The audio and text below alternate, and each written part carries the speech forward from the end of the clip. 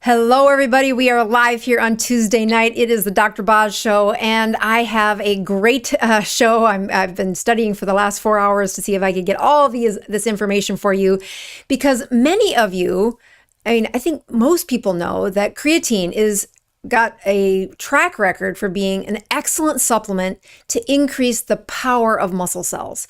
And from the teenage workout, just learning, coming of age of lifting weights, the performance enhancement of creatine is not questioned. It is one of the most popular supplements. But in recent weeks, many of you have written in, and I have continued to see the chatter online of why this supplement is a must-do for your brain. We're going to go through the mechanisms. We're going to dive deep. If you don't like science, you might want to click in for the cliff notes at the end. But this topic is a little bit nerdy, having everything to do with metabolism, specifically the metabolism of your brain, and why this supplement is, in my mind, a must-take. All right, we will do that. We do have an announcement that if it's the first time that you're at my channel, you're going to get to know me really well on the first live. But if you're a tried and true, been around the channel for a while, you probably know this guy. This is Patrick V, and we have used his story to inspire many of you. Patrick definitely took life to the edge of his metabolism, and then came back with a vengeance on using the ketogenic diet to reverse many of his metabolic issues. But it's a true story. It's not without setbacks. And over the last couple of years, he has suffered a stroke in a really difficult part of his brain called the pons, P-O-N-S, pons. And despite that, has come back, was back riding his e-bike, actually sent me a video over the weekend that he was jump shooting a basketball. And even though he wasn't making it, he was able to hustle after the ball. This is a huge improvement in his activity. And I have tragic news that he was out with his e-bike. Thanks be to God. This happened near a playground or a place where other folks were playing basketball. He hit a ditch that he didn't see, or a divot in the trail that he didn't see, and he upended himself on his e-bike going about 10 miles an hour, landed straight on his head, right upside down, and from the neck down had lack of sensation, lack of movement. The accident happened about 6 o'clock last night. And if you've ever dealt with a spinal cord injury, the first 12 hours, all bets are off. The swelling is usually profound. His imaging says that it's not a severed cord, but it is very inflamed. Thanks be to God, he's got a crop of ketones that have been in production. And if you've ever written into the channel and your question's been selected, or if you've ever written into the channel and had troubles on the Neurons page, that Facebook page that we have, this is the man behind the scenes who helps to make the sausage, helps to make this channel functional. So he is in an ICU bed tonight. And I'm thankful to say that as of about 10 o'clock this morning, his sensation of his arms and legs are functional. The movement of his arms and legs are, the right arm is having a little trouble, but he's able to move them. But I believe in specific prayer. I believe in collective prayer. And this man has been a servant and has helped and inspired so many people, been a coach for the 21 Day, despite the stroke, which happened during one of our classes. So he has been that specific, person who walks through the valley of teaching people how to get their metabolism better. And he just needs prayer. He needs us to say specifically that swelling around the injury in his neck from landing right upside down on his neck, and describing a spinal cord injury like I've heard several times from patients who never walked again. And it's good news that after the first 12 hours, if you can have any sensation, the closer to those 12 hours that sensation arrives on the scene of the patient, the more likely it is for them to return to normal. And he is going to be in a rehab for a while, but I know if we as a community can pray for him and specifically pray that that inflammation around that injury is dissipated, that his immune system can respond and heal, and those nerves can repair, and he can get back to his e-bike.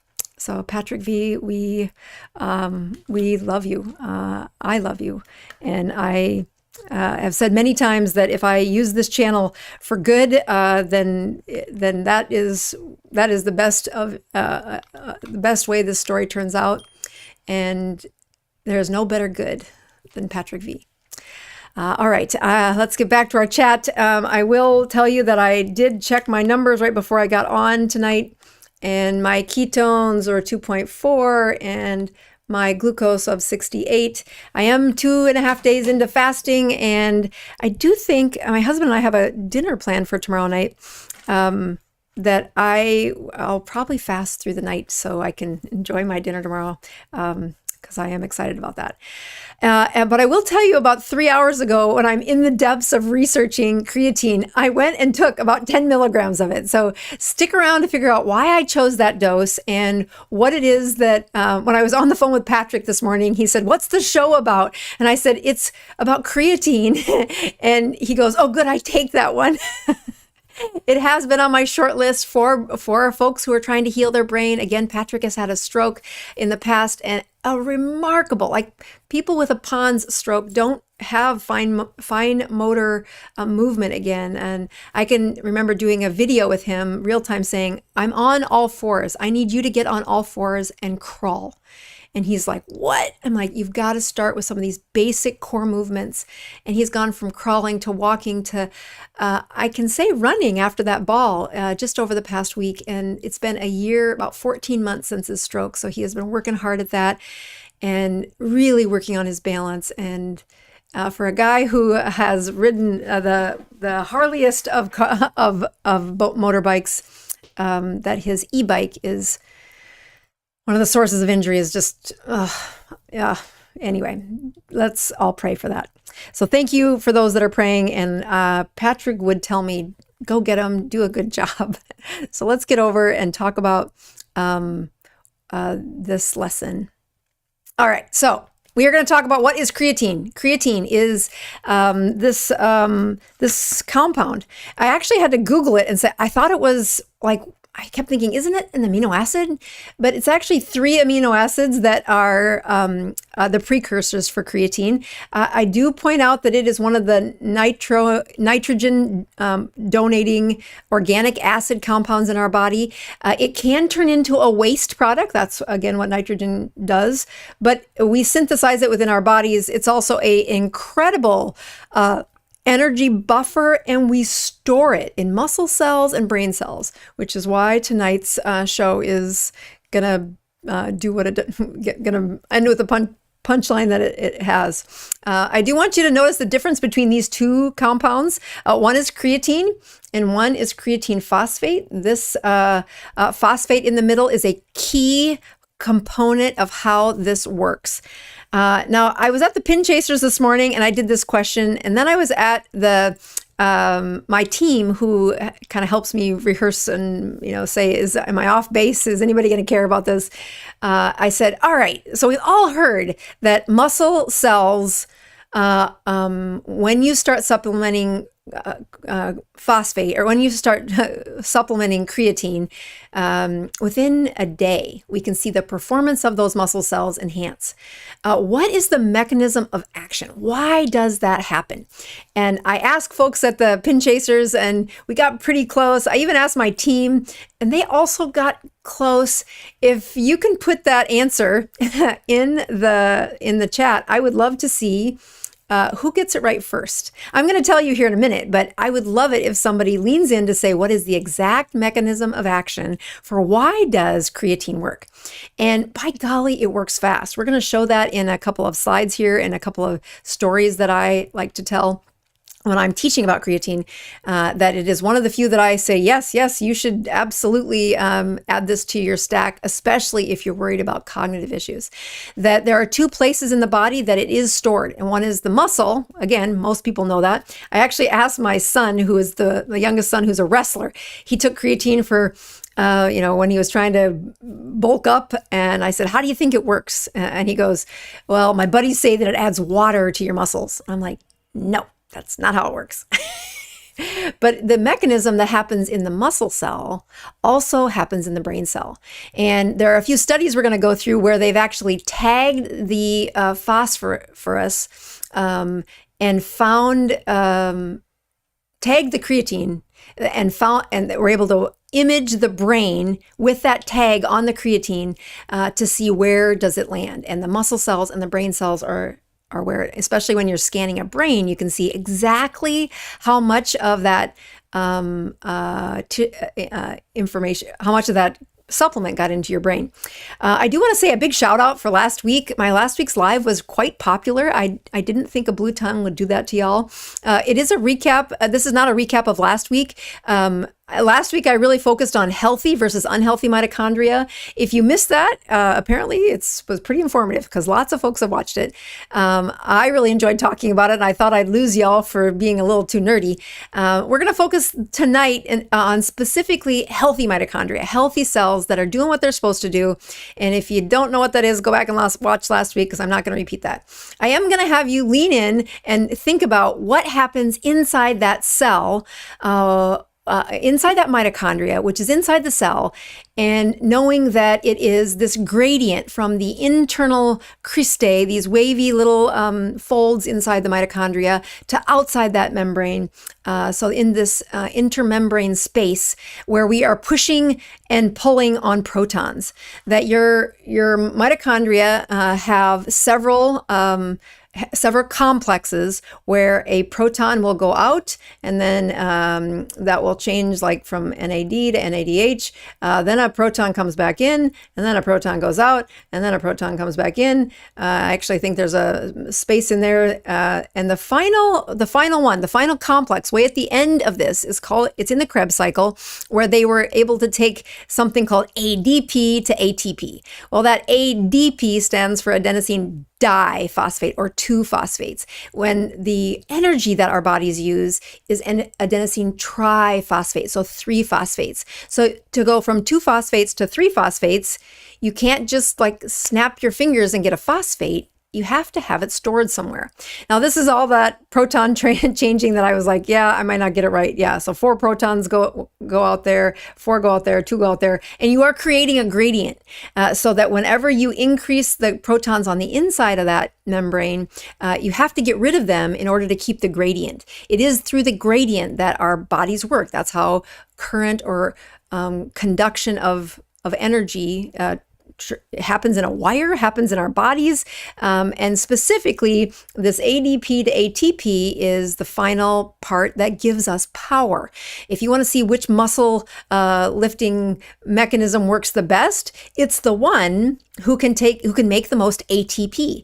So when you take adenosine diphosphate, make it into adenosine triphosphate, then you burn it, and it goes back to the diphosphate side. Now you need to be able to convert that from the diphosphate to the triphosphate.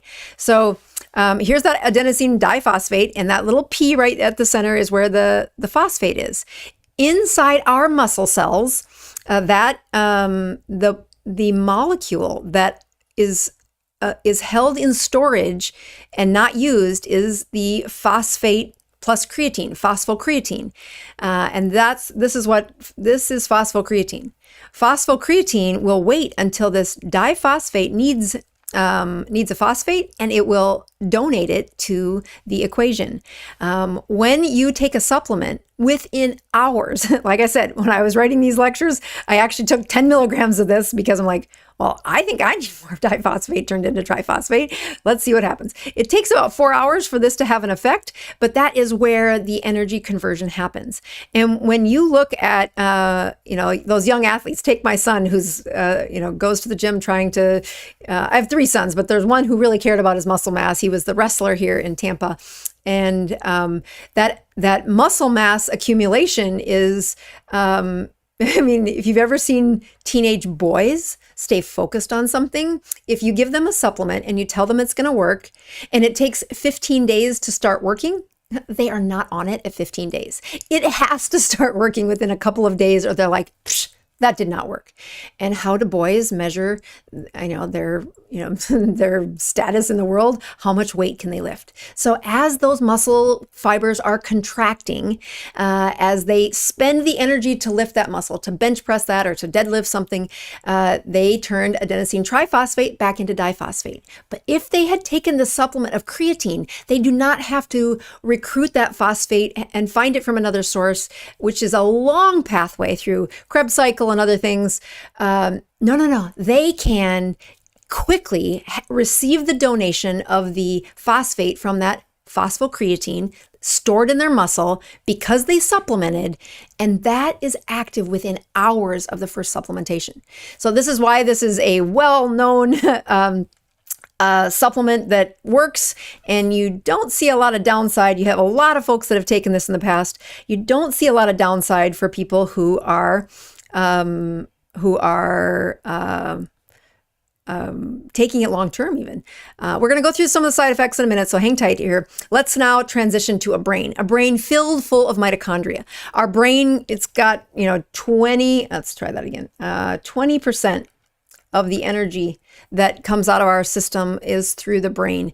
Again, what's that energy look like? It is a adenosine triphosphate. So when we're thinking, when we're sweating, when we're just living, the brain's need for energy is an energy whore. It wants all of the energy to come to it. 20% of it is siphoned to it. And when we look at cognitive problems in patients, in people, one of the underlying themes, and this has really been more prominent in the literature in the last couple of years for things like Alzheimer's and Parkinson's, is how much energy is that cell able to get converted into adenosine triphosphate? And when the brain is waiting for that recycled energy the slow way, its cognitive function is less. And we've got some studies that'll show that. So let's just repeat. This is the blood-brain barrier. Here are the red blood cells coming in there. Other things found in the blood, if you got some glucose up there. So here is blood, and this is brain. And you'll notice you've got that those mitochondria are inside those neurons. There's actually millions of them in every one of these neurons and one of these end plates. It is where the energy is needed to produce neurotransmitters, to recycle neurotransmitters, to really keep that ionic charge ready for electrical conduction. And when our brain can't compute in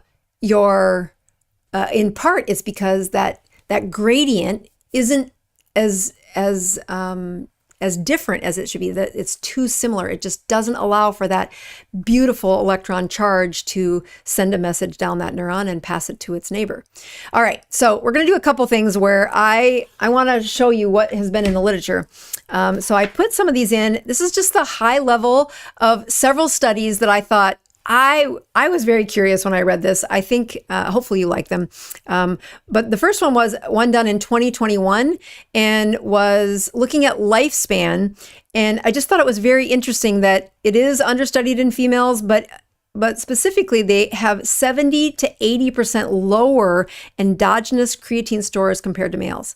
And when you look at that burden at the end of life that women have a disparagingly high amount of, it is cognitive dysfunction. Like the chances that women will have a declining brain function is much greater in women than it is in men.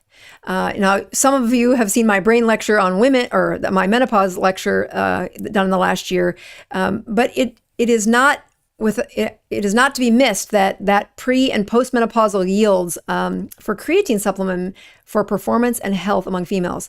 So the metabolism of this is got a hormone related component, and that this study went on and on, but it essentially was, okay, if you supplement during any of these times, which I'm like, isn't this all of the time of a woman, is that creatine higher in their circulation, higher in their muscle cells, higher in their brain cells, has shown promise that this really, it mitigates some of that hormonal changes as well, that the brain does things that women's brains do, like having higher mood swings than we want. But when that energy model was stable, like when creatine was supplemented, it was a lesser effect. Here's another thing where they looked at, this is men and women, and they are looking at creatine supplementation 2023, and they were kind of looking at IQ. This BDS is working memory, and so they would say a list of letters, say a list of words, and then it would say, pick the middle one. Now pick 2 in front of that and 2 behind that. It's a really hard test. Working memory recall can also be studied, like take 100, subtract by 7s, and how fast can you do it? So you've got to keep the previous number in your head, subtract by 7, keep that number in your head, subtract by 7. And there was essentially the change of a 2.5 IQ points when you used creatine supplementations versus when they didn't. This one is, think of it as a test where you have pattern recognitions. You have to solve a puzzle, and the difficulty of puzzle is similar over time. Those taking creatine had a 1 point higher IQ than their counterparts. I think it might have even been the same people in that one. Excuse me. So this was another one done by N. Haynes, which again, that study is a big study looking at population outcomes, and they had a lot of things that they said in this, but I thought this infographic summarized it quite well. So they're looking from birth to old age, and so cerebral creatine deficiency syndrome. That sounds kind of obvious. If you have creatine deficiency, if you supplement it with creatine, that was better, right? But also healthier growth, especially head circumference was part of that improvement. Again, that's a really important part of the baby's development. Taller children in adolescence, healthier body composition, lower risk of reproductive issue in females. And this was also linked to that previous study where the hormonal impact of was less symptomatic when creatine was on board. Lower risk of medical conditions, sleep issues, and depression. And then that older one I think was very poignant. You've got cancer risk, fertility, or frailty, excuse me, and improved functionality for cognition. Now that says a lot of things, but that full study, if you want to look at it, is there. This is another one that I thought was great because we have several studies out that say, yes, if you are on an SSRI, a serotonin reuptake inhibitor, or an SNRI, norepinephrine reuptake inhibitor, and you add creatine to it, it appears that antidepressant works better. So again, pretty easy to keep that placebo-controlled blinded. You just put it in the supplement. Some are taking, placebo, some are not. But within 2 short weeks of taking that creatine with whatever antidepressant, the one I was reading was Lexapro, escitalopram, they had improvement in their PHQ-9, their depression scores, in a quick number of days. Again, linking that to the energy model. But you say, okay, so did the drug just start working better? Did it decrease the inflammation? Why did it work? I thought this study did a good job of helping me close the loop on that. So this study looked at cognitive behavioral therapy. So they were, if you look at here, that's cognitive behavioral therapy. One has creatine, one has placebo, 50-50. And if you've ever done cognitive behavioral therapy, it is not an accident that you are exhausted afterwards. That when I was, especially when my addiction clinic was really in full force, the patients that would, meet one-on-one with the counselor, if we would ask them to do group right afterwards, they'd often fall asleep. And you say, well, how can talking be so exhausting? But it is that cognition of the amount of energy it takes to not only face some of these topics that they are taboo, they do not want to talk about, but that emotion plus cognition, boy, it puts a workout for those mitochondria. when they did this cognitive behavioral therapy plus creatine, it was a significant improvement. Hold on here. I got to figure out which button to push.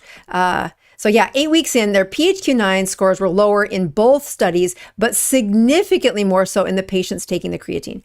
So again, very impressive to me because there were no medications used here.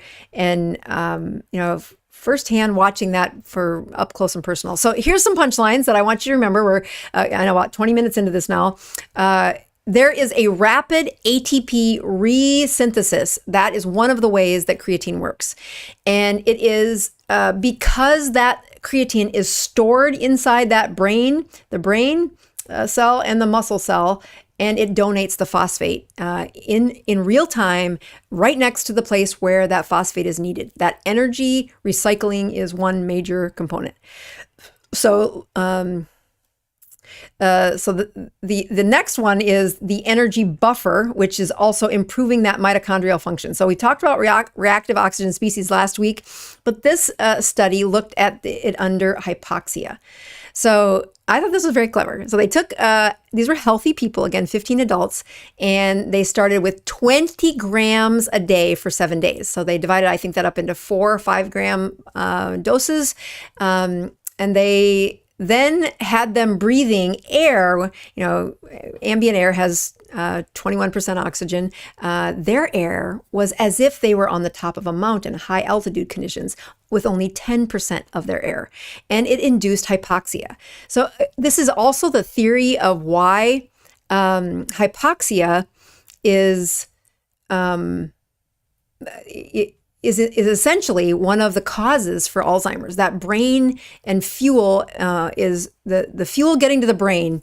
Not only is that lower, but the ability to get the oxygen into that cell, into that mitochondria is muted, is blunted.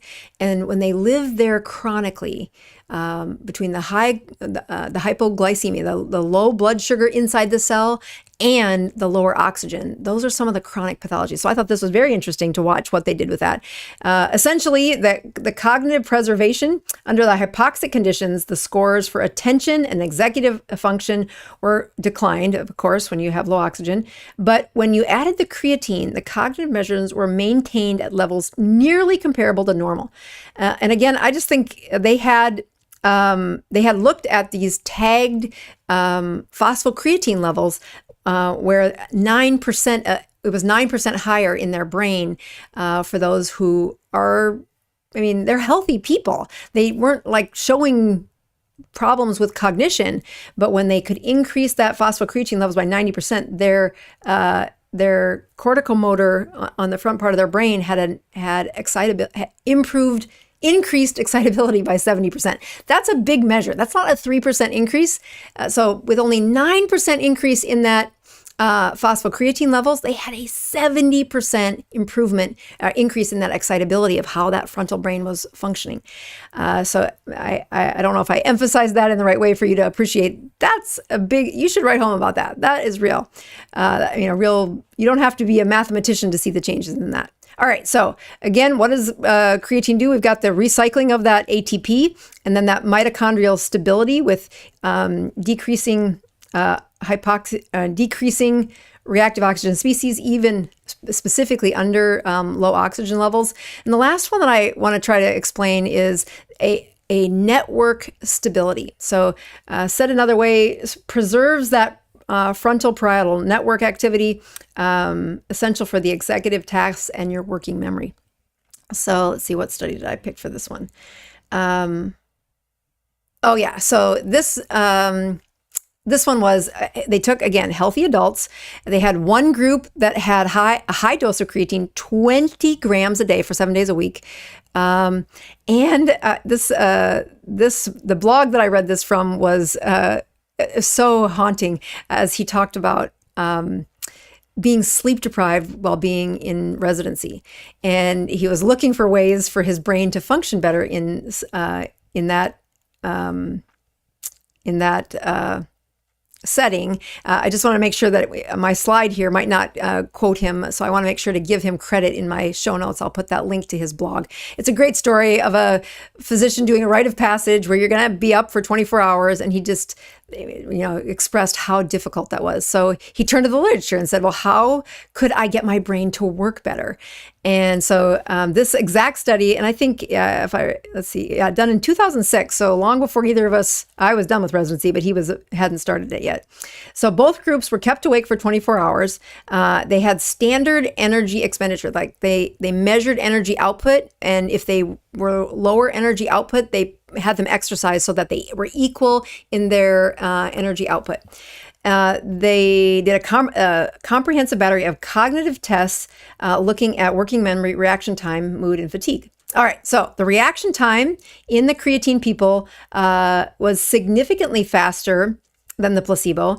Their executive function performed higher on the executive tests, and subjectively, at the 24-hour mark, they felt less fatigued. So this was, again, there's a lot going on when you're trying to say, how does that brain work differently? Not only, reaction time is one thing. And if you've ever been sleep deprived, what was interesting, this is actually the study where I was like, I'm going to take it right now. I have it sitting right here in front of me. I'm going to take it right now. Because of how quickly they were able to see that phosphocreatine in the brain, and then how fast it was helping to recycle that ADP to ATP, ADP to ATP. And that's supposed to be like a VO2 max. How quickly can you deliver oxygen and recycle it? And this hack is, it's shocking that this is as effective as it is. All right, so this is where I got the dosing schedule too from. There is another study which also was looking at participants being sleep deprived. They had 8 weeks of either taking 2 grams, 4 grams, or 10 grams, or they got placebo. And they measured this phosphocreatine by looking at the phosphorus 31, and they used magnetic resonance spectroscopy. So that's the MRS 31. They looked at this neuroimaging, and it was allowing them to measure how much that mitochondria was churning energy out, because that phosphate was being, you could measure the phosphate was tagged, and then it was attached to the phosphocreatine as that started the study, and you could see it being donated, that exact phosphocreatine donated in that ATP transference, which was, again, that's the kind of science I like to read about. Again, it wasn't in petri dishes. It was in human studies looking at inside their prefrontal brain. So it wasn't, looking at mice. They were looking at humans and how well their brain was able to take this tagged phosphocreatine and turn it into energy. So placebo from the placebo decreased the amount of energy found in those 8 weeks. But when they took the 2 grams, here's what their energy was at the beginning. And this is about a 4% increase when they took 2 grams. Again, when they took 4 grams of the dose, they had a 2% increase. But when they took 10 grams, they were able to see almost double that, 9% increase in that energy expenditure, which is remarkable. And they were looking at other things in this study too. I think the punchline was that little bitty words at the bottom I just put on there saying there were no major side effects of kidney issues that were reported as well. And I know when we start talking about creatine, yes, it is a molecule that's got protein in it, and instantly we hear about, is it going to be hard on my kidneys? Now, talk with your doctor, but it is reassuring to see that a 10-gram dose in these patients did not show any problems, and had nearly a doubling in their ability to produce measurable energy in that study. So it's because of that I would look for that loading dose for 20 grams split into 4 doses over 5 to 7 days. If you're saying, look, I have this TED talk I need to give or something in the next 2 weeks, and I want my brain be able to perform at that high energy for this. Or maybe you're like me and say, I think every day feels like a TED talk. When we look at maintenance, what most people with creatine supplements for their muscles, they use a dose that is 5 grams per day. But it does appear that the cognitive support of 10 grams a day is beneficial. And again, this is the study I'm looking at from 2016, and increasing, those findings were specifically looking at increased brain creatine. So I tell you that with, hold on here, with a couple of announcements for what I've been doing in my practice. And, you know, there are several patients with chronic long-term brain health problems. I think of Patrick. And why is Patrick on creatine? Because I take care of Patrick. And I want Patrick's brain to have the best fuel when he's trying to repair. That Pons injury is dangerous, but we have so many studies looking at that neuronal milieu, all the things that happen inside that brain's cerebral spinal fluid, inside that brain's neural architecture, and it depends on how well the fibroblasts can build, or how the axonal sheath can be replaced, and how well the white blood cells can sweep out the trash. All of those require energy, and that energy, when it's muted, they are slower. They don't sweep up as clean. The neural sheath is not as dense. All of those things are related to that nerve energy. And when it comes to Patrick's brain and the folks that I am in charge of, this has been on my list for a while. And I don't think it's accidental that and I hadn't ever pushed the dose up to the 10 milligrams. I hadn't read the 2016 study until I read this guy's blog. And I'm sorry, I'm blanking on his name, but it'll be in the show notes for you to refer to if you'd like to read it. It is a good story. He's a good writer.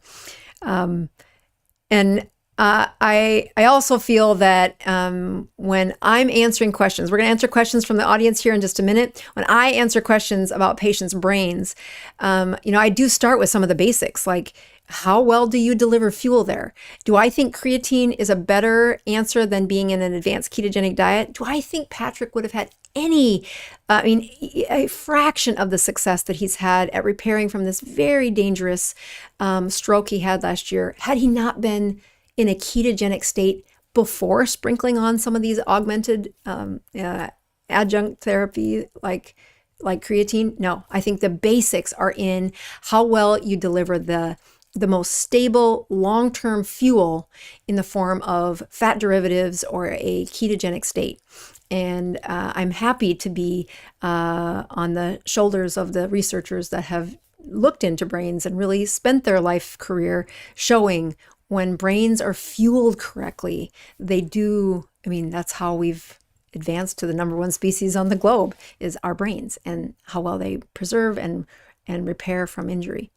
All right, I'm going to do a quick commercial. Please don't click off. We're going to get to your questions next. Last week when I put out that Mother's Day was 4 weeks away, it's now 3 weeks away. And I want you to see that on the Dr. Boz Favorites page here.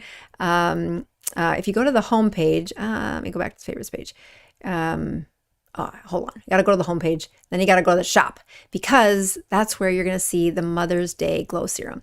Again, this is what I give to all my mothers that are in my life. My mother has passed away, but I make sure that all the moms have a day where we praise them and say, because of you, our community is better. This is my favorite gift to give. It's what I use on my skin. It's very helpful for you when you buy products from the channel. A lot of stuff we do here is for free. And when you guys not only leave reviews, but also purchase the products for events like this, it is very, we really appreciate it. It's how we're able to sustain this ability to come live to you every week and try to have research that I think is worthy of your attention. I do want to point out that on the creatine that I recommend, that I have, is this one. I'm actually going to grab the container.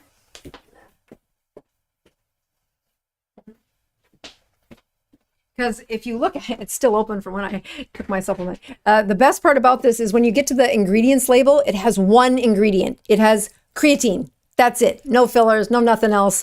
Creatine is a supplement that's been around a while. You can add stuff to it if you want to, but I really like the ones that just have one ingredient, creatine. So that's what I recommend. Other things I wanted to show you are that we do have the carb sober living, that carb sober cruising that is happening from Tampa Bay. That's where I live now, is Tampa. And it's happening right after Hack Your Health. I think Hack Your Health is down here a little further maybe. Hang in there. Maybe I missed it. No, there it is. Hack Your Health right here. So Hack Your Health, again, run by one of my favorite people, Robin here in Tampa. And at the end of this conference, that cruise ship takes off from the port in Tampa for practicing what does it look like to hang out with folks that just eat carbohydrate, or don't eat carbohydrates. They just eat fat and protein. This is the other place that I'm speaking this year, is Low Carb San Diego. I've never done that before, so it's my first time there. I'm excited to be asked to go every time. Also, I've either moving kids into college or starting a school year with them. So I'm happy to be in the empty nest phase.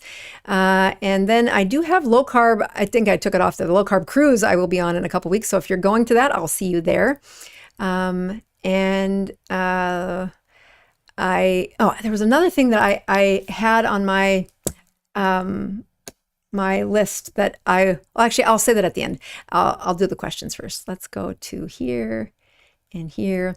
So again, tonight these questions are coming to you from the crew that is helping, and Patrick is always Johnny on the spot to help with us. So thank you again. I saw several of the comments where folks are already praying for him, which is awesome.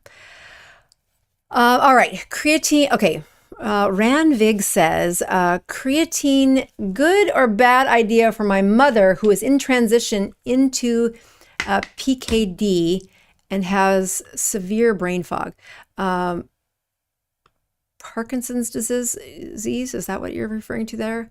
Parkinson's disease is usually abbreviated PD, though. That's why I'm nervous here. So help me with that. So I could go ask ChatGPT, what's PKD? I think it's Parkinson's disease.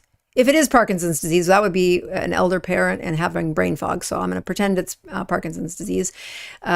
First of all, it is another place where brain fuel has been the problem for a decade, at least a decade. I would say 15 years for Alzheimer's and Parkinson's. Again, two problems that have been in my practice a long time. When I see patients with these problems, the first thing I do is pray for them, because the journey ahead is really lonesome.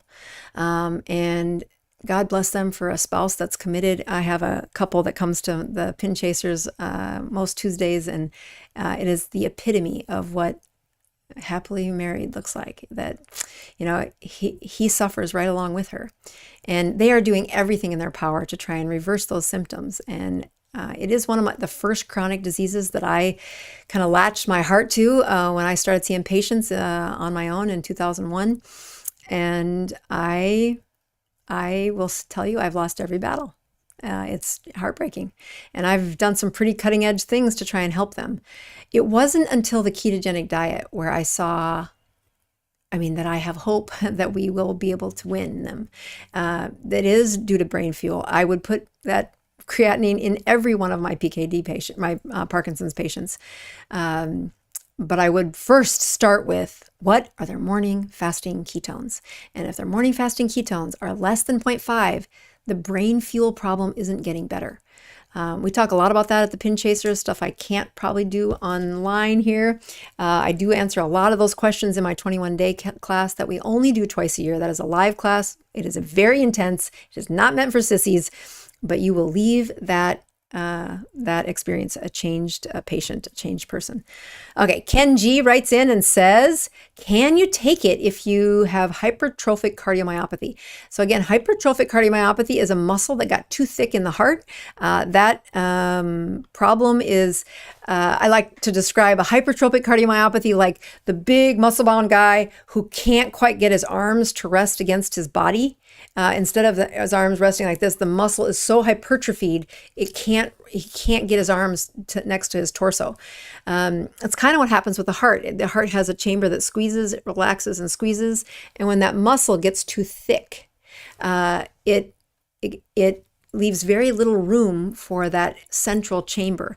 You know, good news that I haven't cross-checked this, but I would imagine that the muscle cell of the cardiac muscle cell is a muscle cell, and it stores creatine just the same as a skeletal cell. I have in my mind that that's true. I know that the highest density for mitochondria are in the heart and the brain. So it again leans into, would that change the storage for that? And I would like to think yes, but I would have to look that up. Can you take it if you have it? I would ask your doctor, but I don't think there's a problem with that. Again, you're looking for the improved contractility of the muscle cell, and specifically in cardiomyopathy, the mass is your enemy. Yeah. Renee, do we need to take stuff like this if we are eating solid keto carnivore? You know, that was the interesting part about some of those women's studies, Renee, is that women's storage of the creatine was so low despite eating a high protein diet.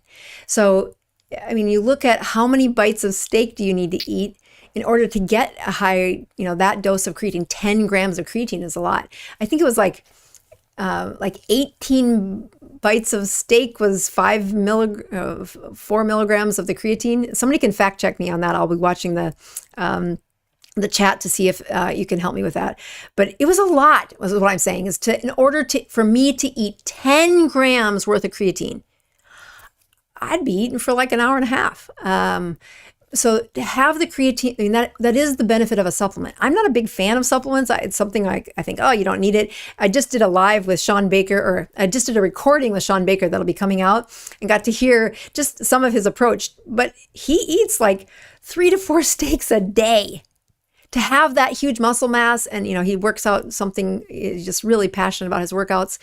I don't have that time. I wouldn't. First of all, I wouldn't have a girlish figure. Maybe I would, but you'd have to work out, which is, again, more time. So those are the places where I lean in, and I personally would take a supplement. I had that supplement on hand, not because I don't think it's a good idea.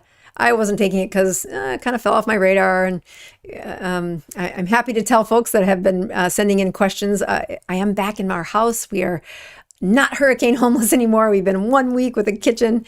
There's just a beautiful season on this side of that. But it's a lot of time to eat that much food. So Dr. Boz, is it safe to mix creatine with methylene blue in the same drink? I asked myself the same question, but I did not answer that before I went live. It's a very good question. I'll tell you, there was a story this morning at the Pin Chasers that because methylene blue did spark, I think, everybody at the Pin Chasers this morning. And for those of you that don't know what the Pin Chasers is, it's the name of the bowling alley across the parking lot. But there's a birthday room there, and we have a free support group here in Tampa at 8 o'clock every Tuesday morning. So as I came to the support group this morning, I think everybody there had the remnants of a blue tongue, including me. And one of the guys said, that this internal medicine cardiologist physician says that he's supposedly an expert in vitamin C, Dr.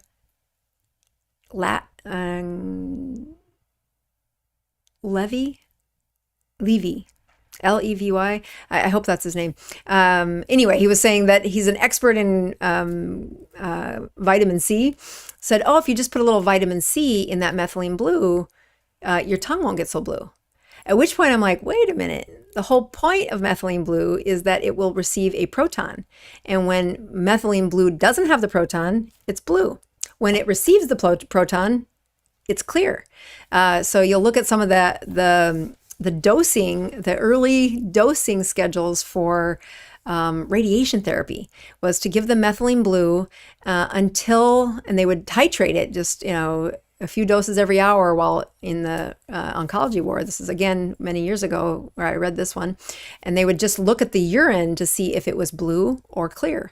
And if it's clear, then every one of those proton-doning molecules of methylene blue had been given.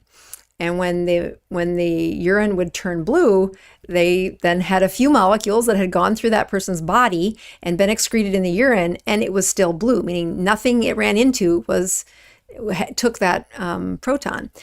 So I would be careful to mix something with methylene blue that it will steal your proton. So I don't know about creatine. Creatine is, that the molecular diagram that I put at the beginning of the slides had no charge, if I remember right. But I don't know. I don't want to answer that wrong. And so it's a good question though. All right. Debbie writes in, if it's powdered and raises insulin, what's the alternative? Okay. So this is a great question. And I had one of my teammates push back, when, we said on the thumbnail, creatine non-negotiable. So, Debbie probably has taken the 21-day class by the way she's asking the question, because when patients write in and say, you say that particleized things raise your insulin more, how do I know what things I can take? I'm like, the good news is you don't have to trust me. Your body keeps score of this. When insulin rises, the first thing that happens is that those ketones go away. So morning fasting ketones turn into 0.2, 0.3. Maybe you see a 0.4 once in a blue moon. And I have seen people doing really clean, sardines have been probably the best example, where they're eating sardines every day for 10 days or something crazy. And then they add a powdered something, and their insulin goes up and their ketones go to the floor. And you're like, oh my gosh, can you really be that insulin sensitive? You ate perfectly for 15 days. You had nothing but sardines. And then this is the lesson where when you look at how long does it take to get rid of insulin resistance, it is the response your beta cells have from the intake of food. And when those particles land in your circulation, not everybody, this is creatine. It's a protein. It's not carbohydrates, but protein still causes an insulin response. And if you have this exaggerated insulin response, you'll be plugging along, doing great. And then this massive delivery of particleized food, essentially, suppresses your response. And the insulin goes up, the ketones go down, and it'll take them a week, maybe 10 days to get back to where they were. So yes, if it's powdered and it raises insulin, not all powders raise insulin, and people do get better. This would be a great thing to start with because it has one ingredient. It has a protein ingredient. So to say, well, what's my body do to particleize protein? Great test that you're able to check that out with. But that's a wonderful question that made us hesitate when I picked that thumbnail that says non-negotiable, because there are people who, and I've seen them, and my nurse has seen them in our clinic, that they take a little bit of insulin. They take a little bit of powdered something, and their insulin just haunts them, and it just takes a long time to reverse it. All right. Pineapple 888, is almond milk or pistachio milk, all nuts, good for a keto diet? Again, same way I'd answer that question from above. Do I see people out there that can have almond milk and have pistachio milk? Yeah, I do. They are on the spectrum of healthy to ill. They are not close to the ill. They're closer to only a few years of a metabolic problem. They're usually in their 30s or maybe early 40s. They've only had a few pounds that have hung out around their middle. When I look at the folks who've had insulin resistance for 20 years, they've got a good, 3 or 4 dozen pounds on them that shouldn't be pistachio milk, almond milk. They can't get their morning ketones up. So again, it doesn't have to be my answer that teaches you this. It is truly the response of that, response of what your body does to that. Missy writes in and says, what if you did not work out? Do I take it? That is a good question too. As somebody who I have fallen completely out of my rhythm of exercise. In the last week, I had my youngest son come back from college, and I said, let's work out. I have a garage again that's not full of the kitchen appliances. And we worked out yesterday and today. And I will tell you, it is a hard habit to get back into. I have good energy. There's no reason I shouldn't be working out. but it's a difficult one. So here's what I tell people about working out. Start with getting good energy. I have written the prescription for people to work out for 20 years, and it doesn't work until their body can deliver energy to the cell. At which point, I ask them to go burn that energy, whether that's in a sauna and they sweat or go for a walk. It is the slightest amount of muscle use that protects you as you age. Missy, I gave up a long time ago putting that at the top of my list with having people go exercise. I actually had patients hurt. I hurt them by saying, you need to go to the gym. You need to you need to get a trainer. They were so metabolically broken. It was a wrong move for me to do that. But as I've done the ketogenic diet, and you look at people who hit a plateau, adding some sort of activity. First of all, there are things you have to fill the time with that don't include eating. I laugh about that because even my husband and I, as we've been hurricane homeless for over 6 months, I've lost like 15-ish pounds because I refuse to go back to eating at night. And we've had to find things to put in the space where we used to eat. And what really happened with the hurricane is I can no longer snack. I can't even cheat a little at night. And boy, did that habit teach me how important it is to tell you to not do that. But adding a little bit of activity, even like to go dancing, to go, I tried playing pickleball the other day. I was not very good, but that activity would be better. So if you're not working out, I would still say for brain performance to do that, especially for women, if there's any type of hormonal transitions you're going through. I'm going to be better about taking it after researching it this hard and put it in my routine. All right, we'll do 3 more and call it good. Brian says, when is the best time to take it? Well, if you ask the folks that are workout folks, they will say right before you work out. Again, why is the muscle-bound person able to perform better? Because during their rest sets, they can take that ADP and turn it back into ATP. They can have the fuel present to perform at that higher level. So even taking the supplement right before their workout improve their workout. I always thought it was a post-workout supplement, so that's what I told folks for years. But the rate at which it does get into the stored unit inside that muscle cell sure shocked me. So yeah, I would take it if you don't exercise, that you've got a brain that's hungry for it, and I would take it earlier in the day. When you look at that pre-loading dose, that's